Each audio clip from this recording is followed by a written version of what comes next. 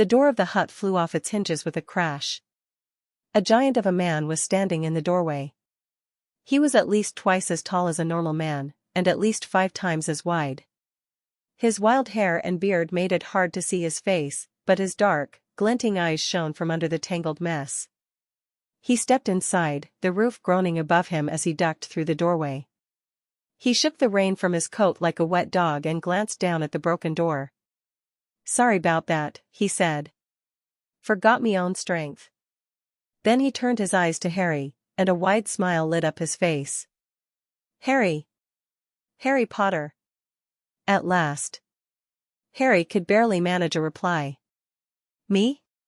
Harry, you're a wizard." There was a moment of stunned silence inside the hut. Only the howling wind and rain outside could be heard. "A what?" Harry finally asked. "A wizard, o' course," the giant repeated. "And a thumpin' good one, once you've been trained up a bit. And you'll be goin' to Hogwarts." "Hogwarts?" Harry echoed, dazed. "Didn't you ever wonder where your parents learned it all?" the giant said. "Lily and James Potter, your mum and dad, weren't no ordinary folk. They was a witch and wizard, the best I ever knew. You're their son, Harry. That makes you special. That makes you one too." Harry stared. This had to be a mistake. Him, a wizard? But I can't be. I mean, the Dursleys. "The Dursleys," the giant barked, rounding on Uncle Vernon and Aunt Petunia. "Knew they'd be the reason you didn't know." He glared at them, then softened again as he turned back to Harry. From the pocket of his massive coat, he pulled out a slightly squashed birthday cake, with green icing letters that read "Happy Birthday, Harry." "Brought ya a cake," he said. "Might be a bit squished." Harry took it, still stunned. The giant reached again into his coat and brought out an envelope, thick and cream-colored, with a purple wax seal. The address was written in emerald green ink. Mr. H. Potter. The Hut on the Rock. The Sea. Harry opened it with trembling fingers. His name, his real name, on something that wasn't junk or a punishment. For the first time in his life, something was his. Uncle Vernon lunged forward. "He's not going. We swore when we took him in, we'd put a stop to all that nonsense." The giant straightened up, his face thunderous. "Nonsense? Do you know who this boy is?" He stepped closer to the Dursleys, who backed away. "You never told him? Never told him what happened to his parents?"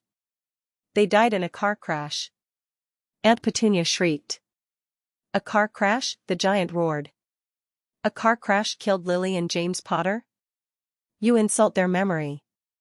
He turned to Harry, eyes full of sadness. "They were murdered, Harry.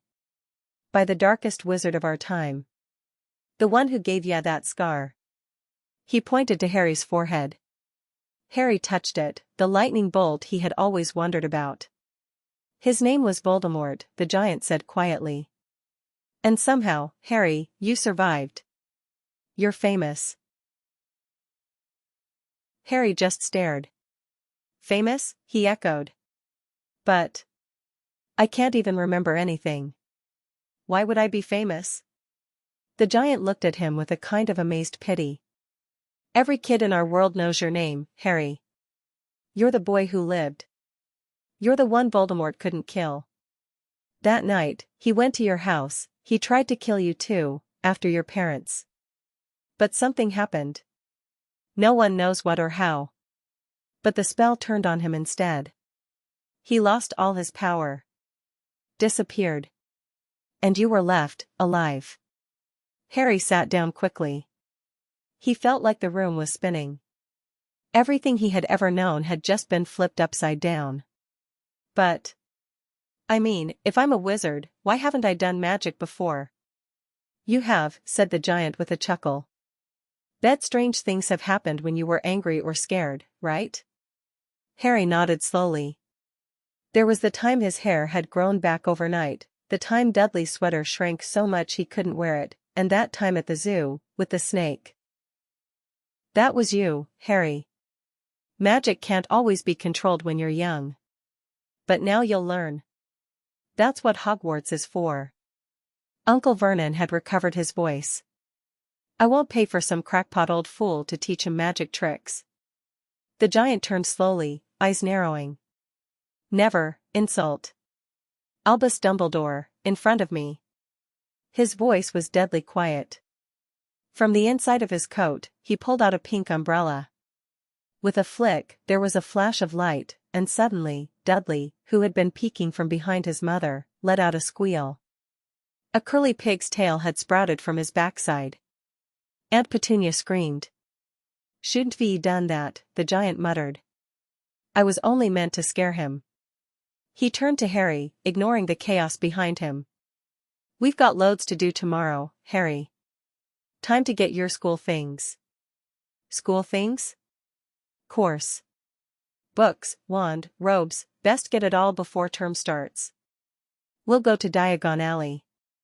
Magical Shopping Street. Wait, what's your name? Harry asked suddenly. He realized he'd never actually asked. Oh, right, the giant grinned. Rubeus Hagrid. Keeper of keys and grounds at Hogwarts. He reached out a huge hand, and Harry shook it. His hand was swallowed up completely. Pleasure to meet ya at last, Harry. You're gonna love it at Hogwarts. Harry couldn't sleep that night. He lay awake on the small couch in the hut, the wind still howling outside, Hagrid snoring loudly in the corner. The storm had settled into a steady rhythm, but Harry's mind was far from quiet. A wizard. He kept turning the words over and over in his head.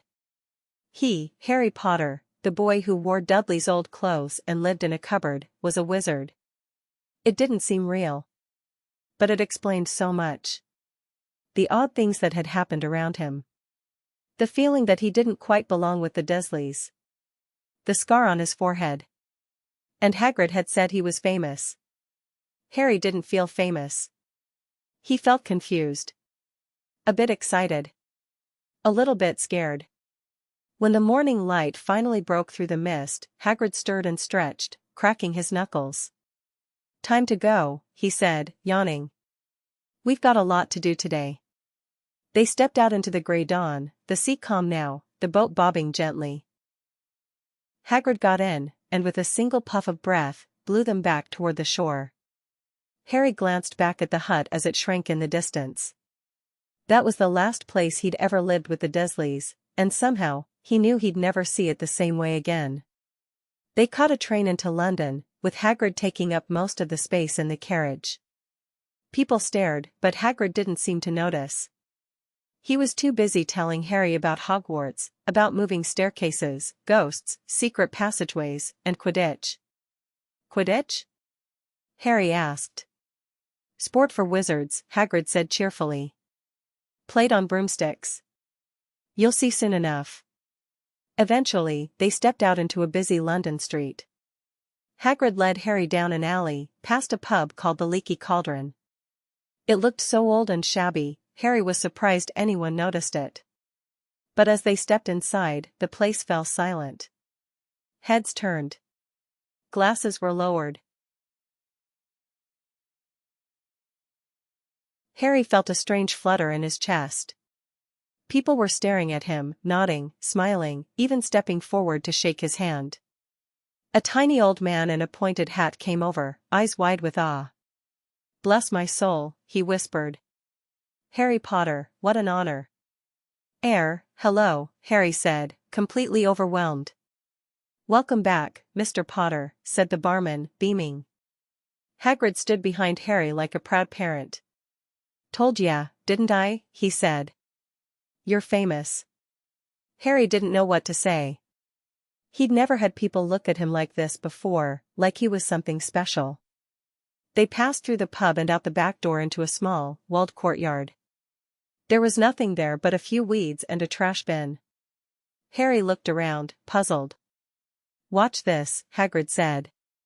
He pulled out his pink umbrella, tapped a brick in the wall, 3 up, 2 across, and to Harry's amazement, the bricks began to tremble. Then, slowly, the wall folded in on itself and opened up like a doorway, revealing a bustling, narrow street paved with cobblestones. It was like nothing Harry had ever seen. Witches and wizards hurried along in robes of every color. Shop windows displayed cauldrons, telescopes, owls, brooms, and books stacked high. A low hum of excitement filled the air.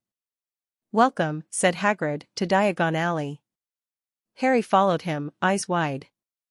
Every step brought something new and wonderful. A goblin-run bank with towers of white marble.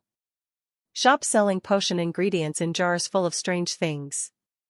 An entire store dedicated to owls. Their first stop was Gringotts, the wizard bank.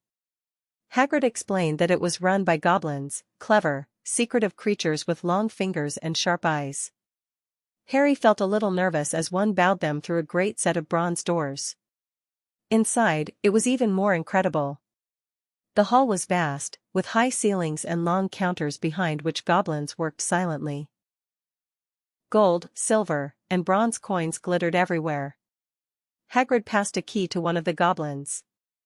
"Need to take Harry Potter to his vault."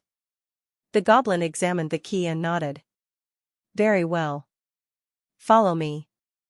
They climbed into a small cart on rails, and with a jolt, they sped off deep beneath the bank.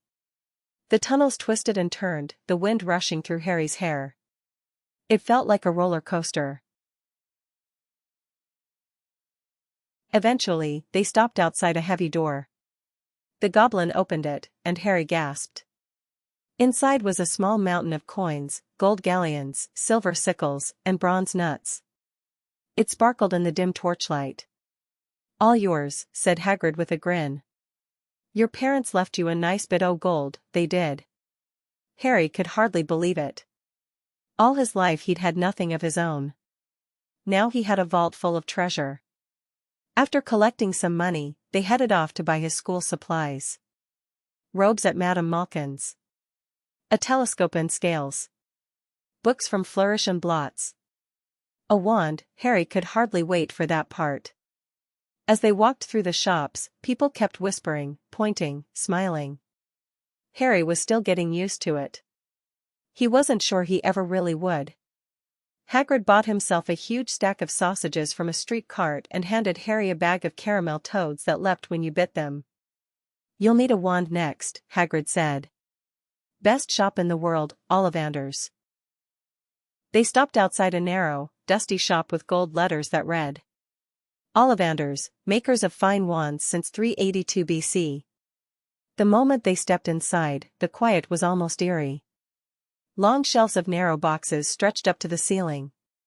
The air smelled of polished wood and something ancient. A man with pale eyes and silver hair appeared as if from nowhere.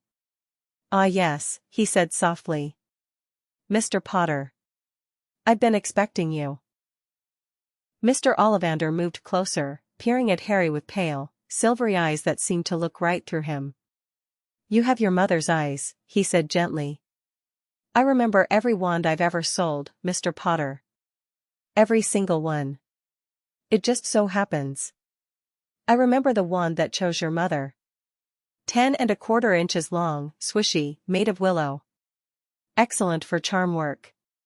And your father's wand, mahogany, 11 inches, pliable, a little more power. A fine wand for transfiguration." He paused. "Well, now. Let's find the wand for you, shall we?"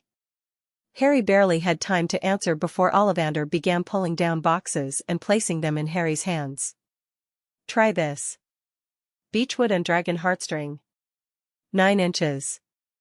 Nice and flexible." Harry took it and gave it a small wave. A few sparks shot out and Ollivander snatched it away immediately. "No, no, not that one. Maple and phoenix feather. 7 inches. Another flick, but nothing happened. Try this. Ebony and unicorn hair. 8½ inches. This went on for some time. Harry tried wand after wand, some fizzled, some did nothing at all, and one even made a stack of boxes topple over. Ollivander didn't seem upset. If anything, he looked more and more delighted. It's always the same, he said, eyes gleaming. The wand chooses the wizard, Mr. Potter. You'll never get such good results with another wizard's wand. Finally, he pulled down a box from a high shelf, handling it with great care. Holly and Phoenix Feather. 11 inches. Nice and supple. Harry took it. The moment his fingers closed around the handle, he felt a sudden warmth spread through his fingers, a breeze rustled his hair, and golden red sparks flew from the tip like a firework. Ollivander's eyes lit up. Oh, bravo! Yes, indeed. Curious, very curious. Harry blinked. What's curious? Ollivander stepped closer. I remember every wand I've ever sold, Mr. Potter.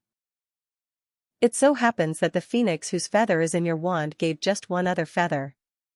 Just one. Harry stared at him. It is curious, Ollivander continued softly, that you should be destined for this wand, when its brother gave you that scar. Harry's breath caught. The wand that gave me this, was Voldemort's? Yes, Ollivander said. Its brother. 13.5 inches. You. A very powerful wand.